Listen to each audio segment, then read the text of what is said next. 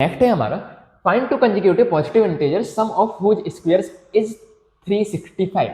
ठीक है, consecutive positive integer, इसका मतलब क्या होता है? कंसेक्यूटिव का मतलब होता है लगातार, कंसेक्यूटिव का मतलब होता है लगातार। जैसे कि 1 के बाद 2 आता है, 5 के बाद 6 आता है, 10 के बाद 11 आता है।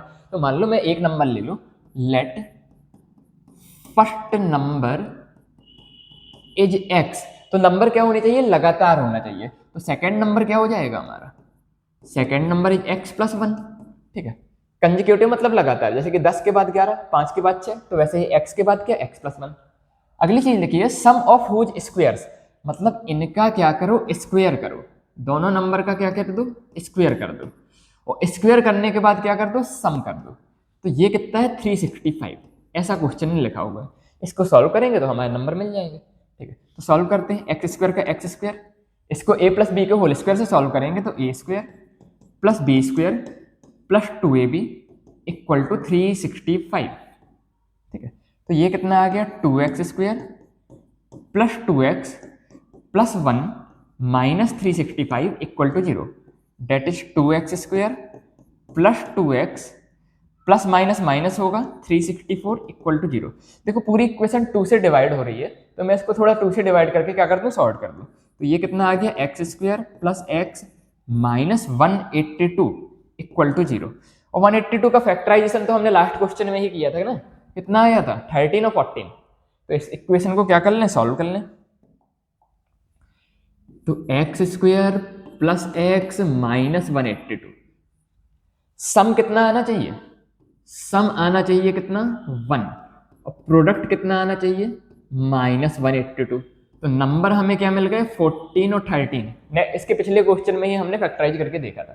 ठीक है, तो अब देखो सम पॉजिटिव आना चाहिए। तो सम पॉजिटिव लाने के लिए क्या होना चाहिए? सम पॉजिटिव लाने के लिए बड़ा नंबर क्या होना चाहिए हमारा? बड़ा नंबर होना चाहिए पॉजिटिव, और छोटा नंबर क्या होना चाहिए? नेगेटिव। तो दोनों का प्रोडक्ट क्या आ जाएगा? नेगेटिव आ जाएगा। सम क्या आ जाएगा? पॉजिटिव। एक बार नंबर मिल जाते हैं तो इनको सॉल्व कर लेते हैं। तो x square plus 14x minus 13x plus 182 equal to 0। तो ये हो गया, x कॉमन लिया तो x प्लस 14 माइनस 13x में से क्या कॉमन लें कि x बचे? माइनस 13 कॉमन ले लेते हैं। तो x प्लस में से माइनस कॉमन लिया तो माइनस, 182 में से 13 कॉमन लिया तो कितना बचा? 14 इक्वल टू 0। दोनों से क्या कॉमन आ रहा है?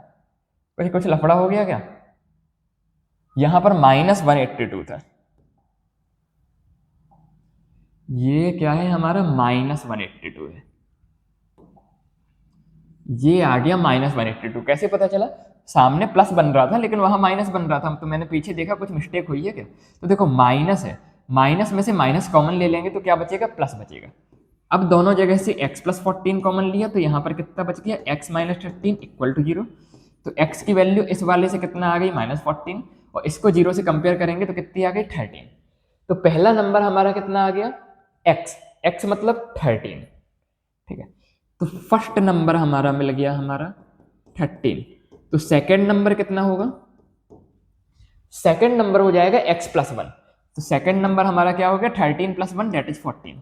अब कुछ लोग ये सोच सकते हैं कि मैंने x की वैल्यू माइनस 14 क्यों नहीं ली, क्योंकि माइनस 14 लेता तो दूसरा नंबर क्या मिलता? माइनस 13 मिलता।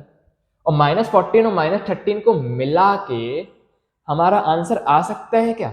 देखते हैं। देखो एक तो हमें ये पार्ट मिल गया, अब माइनस 14 वाला पार्ट लेके देखते हैं। यदि मैं x की वैल्यू ले लेता हूं माइनस 14, तो दूसरा नंबर क्या हो जाएगा? दूसरा नंबर हो जाएगा minus 14 plus 1 that is minus 13। ठीक है, तो इन दोनों का स्क्वायर करने से भी सेम आएगा क्या?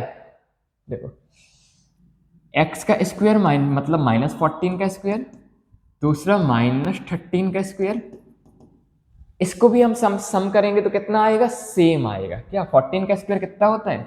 196। 13 का स्क्वायर कितना होता है? 169। ठीक है, तो दोनों को ऐड करके कितना आ रहा है?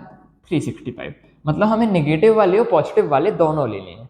क्यों दोनों लिए मैंने? क्योंकि इस क्वेश्चन में इसने इंटीजर बोला था। यदि वो नेचुरल नंबर बोलता तो हम क्या लेते? केवल और केवल पॉजिटिव वाला लेते। लेकिन इंटीजर में पॉजिटिव और नेगेटिव दोनों हो सकता है, इसीलिए 13 और 14 भी आंसर हो सकता है।